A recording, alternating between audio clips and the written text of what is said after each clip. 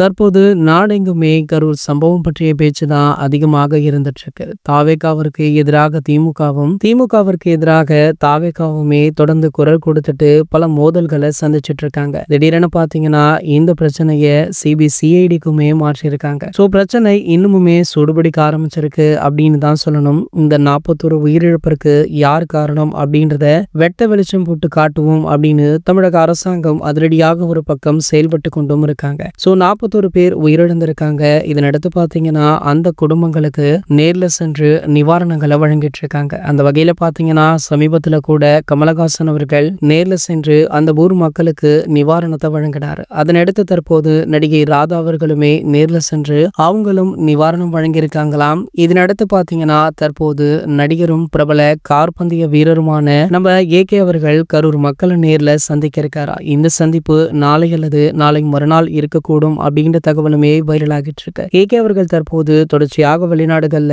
Car பந்தயங்கள்ல பிஸியாக இருக்காரு. So இந்த இடைவெளியில தற்போது கரூர் மக்களை இவர் சந்திக்க வருவது பலரையுமே நெகிழ்ச்சி அடைய செஞ்சிருக்கு. ஆகையால ஏகே அவர்களுக்கு பாராட்டுகளுமே குவிஞ்சிட்டு இருக்கா. இது போன்ற செய்திகளை பற்றி நீங்க உடனே தெரிஞ்சுக்க நம்மளுடைய அஜித் டாக்கீஸ் சேனலை மறக்காம சப்ஸ்கிரைப் பண்ணிக்கோங்க.